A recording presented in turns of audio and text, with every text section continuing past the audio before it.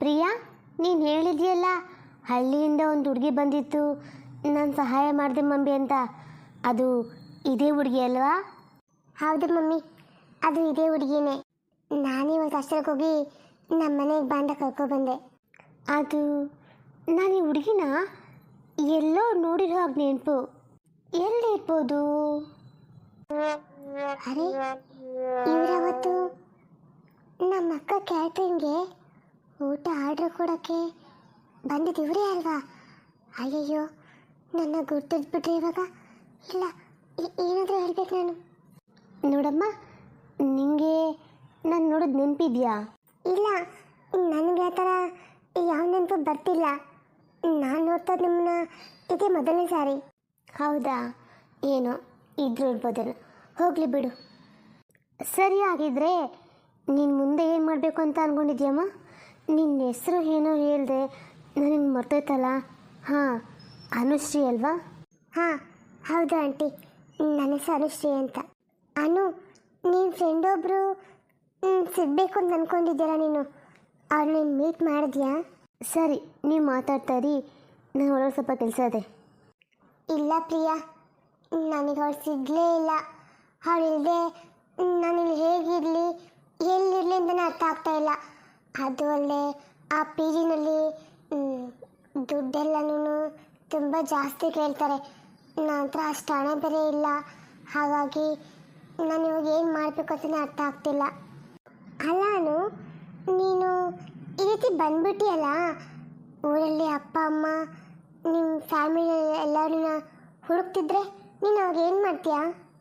ಇಲ್ಲಪ್ಪ, ನನಗೆ ಆ ರೀತಿ ಯಾವ ಸಂಬಂಧನೂ ಇಲ್ಲ. ನಾನೊಬ್ಳು ಅನಾಥಳು. ಏನು? ನೀನು ಏನು ಹೇಳ್ತಿದ್ಯಾ? ನಿಂಗೆ ಅಪ್ಪ ಅಮ್ಮ ಯಾರೂ ಇಲ್ವಾ? ಇಲ್ಲ, ನನಗೆ ಯಾರೂ ಇಲ್ಲ. ಐ ಆಮ್ ಸಾರಿ, ನನಗೆಲ್ಲ ಕೇಳಬಾರ್ದಾಗಿತ್ತೇನೋ. ನಿನಗೆ ಮನ್ಸಿಗೆ ನೋವಾಯ್ತು ಅನ್ಸುತ್ತಲ್ವಾ? ಅಯ್ಯೋ, ಆ ಥರ ಎಲ್ಲ ಏನೂ ಇಲ್ಲ. ಅದು ನಾನು ಇನ್ನು ಮುಂದೆ ಎಲ್ಲಿರಬೇಕು ಅಂದರೆ ನನಗೊಂದು ದೊಡ್ಡ ಚಿಂತೆ ಆಗಿದೆ. ಅರೆ ಅನು, ನೀನೇನು ಅಂದ್ಕೊಂಡಿದ್ಯಾ? ನಾನು ನಿನ್ನ ಫ್ರೆಂಡ್ ಅಲ್ವಾ? ನನ್ನಂತ ಫ್ರೆಂಡ್ ಇರಬೇಕಾದ್ರೆ ಅಲ್ಲಿ ಇಲ್ಲಿ ಯಾಕಿರ್ತೆ ನೀನು? ನೋಡು, ನಮ್ಮನೆ ತುಂಬ ದೊಡ್ಡದಾಗಿದೆ. ನೀನು ಇಲ್ಲೇ ನನ್ನ ಜೊತೆನೇ ಇರ್ಬೋದು. ಅಯ್ಯಯ್ಯೋ, ನೀನು ಮಾಡೋ ಸಹಾಯ ಇವಾಗ ತುಂಬ ಇದೆ. ಇದಕ್ಕೂ ಮೇಲೆ ನಾನು ಇಲ್ಲೇ ಇದ್ದರೆ ನಿಂಗೆ ಸುಮ್ಮನೆ ತೊಂದರೆ ಆಗುತ್ತೆ. ಬೇಡ ಬೇಡ, ಒಂದು ಕೆಲಸ ಮಾಡು, ನಂಗೊಂದು ಕೆಲಸ ಅಂತ ಕೊಡಿಸು. ಆ ಕೆಲ್ಸಕ್ಕೆ ಹೋಗಿ ನಾನು ಒಂದು ಚಿಕ್ಕ ಮನೆ ಮಾಡಿಕೊಂಡು ಬಾಡಿಗೆ ಕಟ್ಕೊಳ್ಳೋ ಥರ ಮಾಡಿಕೊಟ್ರೆ ಅಷ್ಟು ಸಾಕು ನನಗೆ. ಅನು, ನೀನು ಎಲ್ಲಿದ್ಯಾ? ಈ ಸಿಟಿಲಿ ಕೆಲಸ ಹುಡುಕಿ ಕೆಲಸಕ್ಕೆ ಸೇರಿಕೊಂಡು ಒಂದು ತಿಂಗಳು ಸಂಬಳ ತಗೊಂಡು ಆಮೇಲೆ ಬಾಡಿಗೆ ಮನೆ, ಇದೆಲ್ಲನೂ ನೀನು ಅಂದ್ಕೊಂಡಷ್ಟು ಈಸಿ ಅಲ್ಲ. ಹಾಂ, ನನಗದು ಗೊತ್ತಿದೆ. ಆದರೆ ನನಗದನ್ನು ಬಿಟ್ಟರೆ ಬೇರೆ ಯಾವುದನ್ನು ದಾರಿ ಕಾಣ್ತಿಲ್ವಲ್ಲ. ಸರಿ ಅಮ್ಮ, ಒಂದು ಕೆಲಸ ಮಾಡು, ನಿಂಗೊಂದು ಕೆಲಸ ಅಂತ ಸಿಗೋವರೆಗೂ ನೀನು ಇಲ್ಲಿ ಇರ್ಬೋದು. ಆಮೇಲೆ ಬೇಕಾದರೆ ನಿನ್ನ ಮನೆ ಬಾಡಿಗೆ ಮನೆ ಮಾಡ್ಕೊಂಡು ಹೋಗ್ಬೋದು. ಏನಂತೀಯಾ?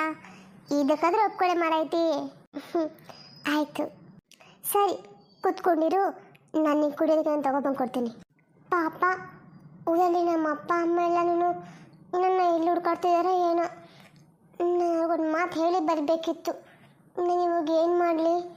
ನಾನು ಇವಾಗ ಅಮ್ಮನಿಗೆ ಫೋನ್ ಮಾಡಿ ಎಲ್ಲ ವಿಷಯ ಹೇಳ್ಬಿಡ್ಲಾ? ಛೇ, ಹಾಗೆ ಮಾಡಬೇಕು ಅಂತ ನನಗೆ ಅನ್ನಿಸ್ತಿಲ್ವಲ್ಲ. ಅಲ್ಲ, ಈ ಗಾಯತ್ರಿ ಯಾಕೆ ಈ ಥರ ಮಾಡಿದ್ಲು? ಒಂದು ವೇಳೆ ನಾನೇ ಮಿಸ್ ಆಗಿ ಹಿಂಗೆ ಬಂದ್ಬಿಟ್ನಾ? ಅಯ್ಯೋ, ನಾನು ಏನು ಮಾಡಲಿ? ನಾನು ಅಲ್ಲೇ ಕಾಯಬೇಕಿತ್ತು ಅವಳಿಗೋಸ್ಕರನೇ. ಅಯ್ಯೋ, ಇವಾಗ ಹತ್ತು ಬಂದ್ಬಿಟ್ಟು ಏನು ಮಾಡಲಿ ಇವಾಗ? ಮತ್ತೆ ವಾಪಸ್ ಊರಿಗೆ ಹೋಗ್ಬಿಡ್ಲಾ?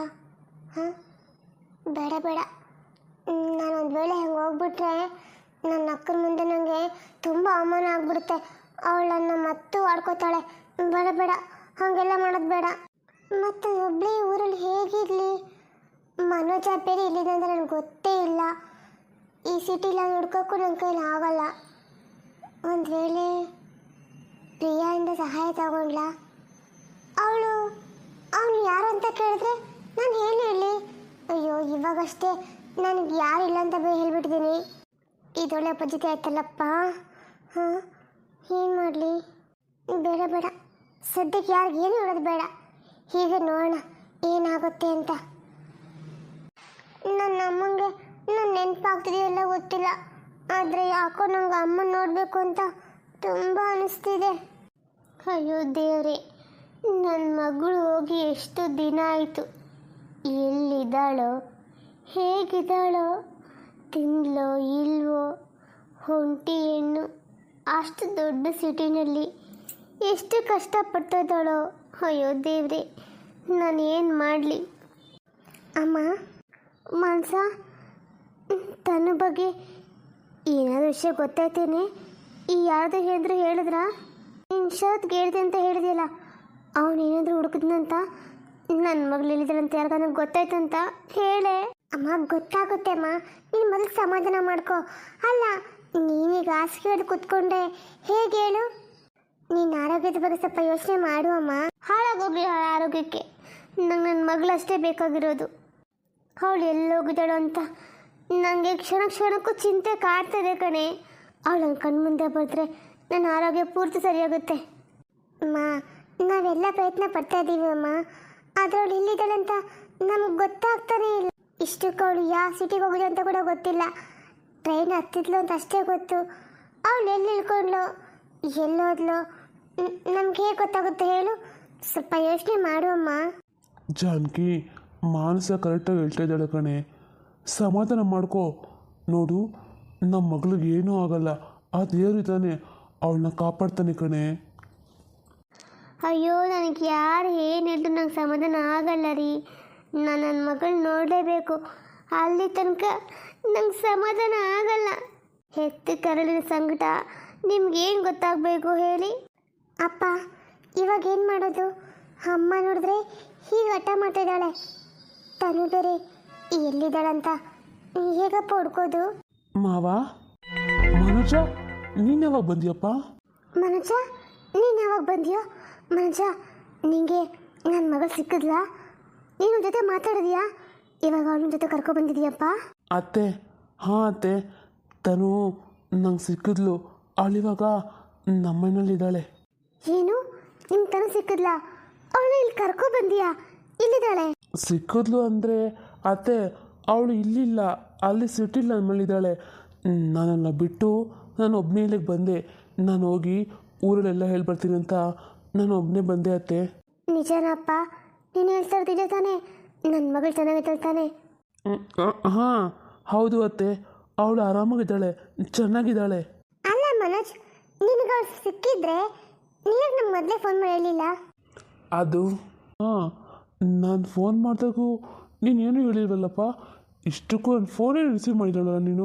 ಮಾವ, ನಾನು ಸ್ವಲ್ಪ ಗಾಬರಿ ಆಗಿದ್ದೆ.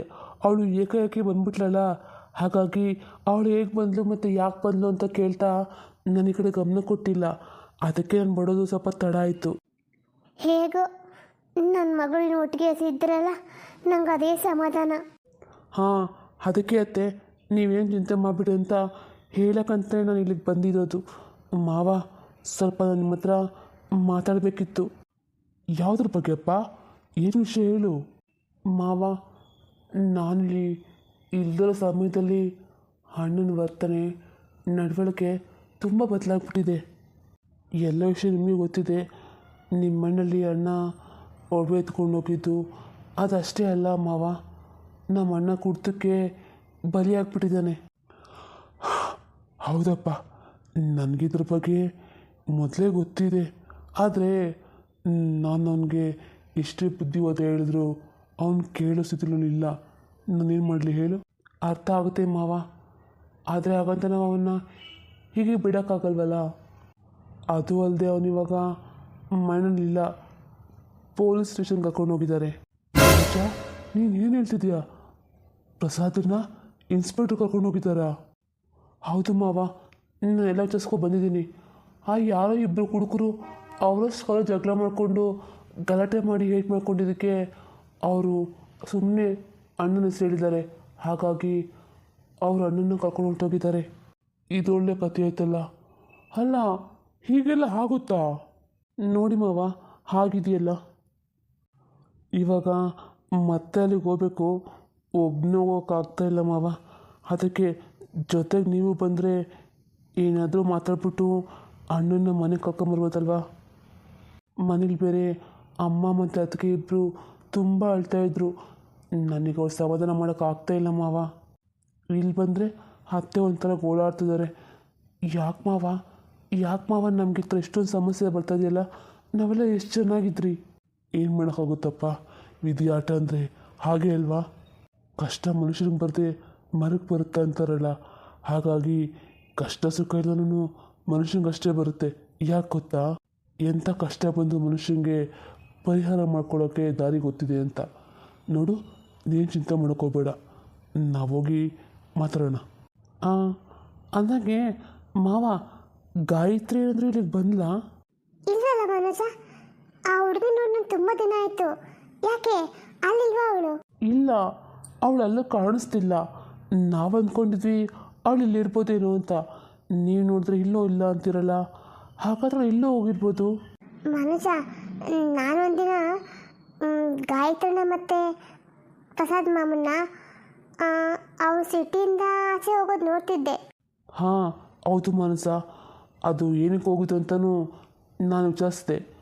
ಅದೇನೆಂದರೆ ಅಣ್ಣಂಗೆ, ಅದು ನನಗೆ ಹೇಗೆ ಹೇಳಲಿ, ಅಣ್ಣನ ಮನೆ ಪತ್ರನ ಹಡ ಇಟ್ಬಿಟ್ಟು ದುಡ್ಡು ತೊಗೊಂಡಿದ್ದಾನಂತೆ. ಅಯ್ಯೋ ದೇವ್ರೆ, ಇಷ್ಟು ಮುಂದುವರೆದ್ಬಿಟ್ನ ಅವನು. ಮನೆ ಪತ್ರ ಇಟ್ಟು ದುಡ್ಡು ತೊಗೊಂಡು ಆ ದುಡ್ಡನ್ನ ಏನು ಮಾಡಿದ್ನಂತೆ. ಅದೇನು ಮಾಡಿದ್ನೋ ನನಗೆ ಗೊತ್ತಿಲ್ಲ ಮಾವ, ಆದರೆ ಇಷ್ಟೆಲ್ಲ ಕತೆ ಆಗಿದೆ. ಹೆದರ್ಕೋಬೇಡ ಮನೋಜ, ಏನೂ ಆಗಲ್ಲ, ಎಲ್ಲ ಸರಿ ಹೋಗುತ್ತೆ. ಗೊತ್ತಿಲ್ಲ ಅತ್ತೆ, ಸರಿ ಹೋಗುತ್ತೋ ಹಾಳಾಗುತ್ತೋ ನನಗಂತೂ ಒಂದೂ ಅರ್ಥ ಆಗ್ತಾ ಇಲ್ಲ. ಸರಿ, ಅದನ್ನೆಲ್ಲನೂ ಆಮೇಲೆ ಕುತ್ಕೊಂಡು ಮಾತಾಡ್ರಾಯ್ತು. ನಡಿ, ಮೊದಲಿಗೆ ಹೋಗ್ಬಿಟ್ಟು ನಿಮ್ಮ ಅಣ್ಣ ಹೇಗಿದ್ದ ನೋಡ್ಕೊಬರೋಣ ಬಾ. ಅಮ್ಮ, ಇವಾಗಾದ್ರೂ ಊಟ ಮಾಡಮ್ಮ, ನಿಮ್ಗೆ ಗೊತ್ತಾಯ್ತಲ್ಲ ತನಗೇನೂ ಆಗಿಲ್ಲ ಅಂತ. ಹಾಂ ತಡಿ, ಮೊದಲು ದೇವ್ರ ಮನೆಗೆ ಹೋಗ್ಬಿಟ್ಟು ದೇವ್ರಿಗೆ ದೀಪ ಹಚ್ಚಿ ಬಂದು ಆಮೇಲೆ ಸಬ ತಿಂತೀನಿ. ನನಗಂತೂ ಮನೋಜ್ ಮಾಮನ್ ನೋಡ್ತಿದ್ರೆ ಅವನು ತನನ ಭೇಟಿಯಾದ ಅಂತ ಅನಿಸ್ತಾನೆ ಇಲ್ವಲ್ಲ. ಹಾಗಿದ್ರೆ ಸುಳ್ಳ ಕೇಳ್ದ? ತನುನ ಅವನು ಮೀಟ್ ಮಾಡಿಲ್ಲ ಅಂದರೆ ತನು ಎಲ್ಲೋಗಿರ್ಬೋದು? ಅಯ್ಯೋ ದೇವರೇ, ಈ ಎಲ್ಲ ಪ್ರಶ್ನೆಗಳಿಗೂ ಯಾವ ಉತ್ತರ ಸಿಗುತ್ತೋ ಏನೋ.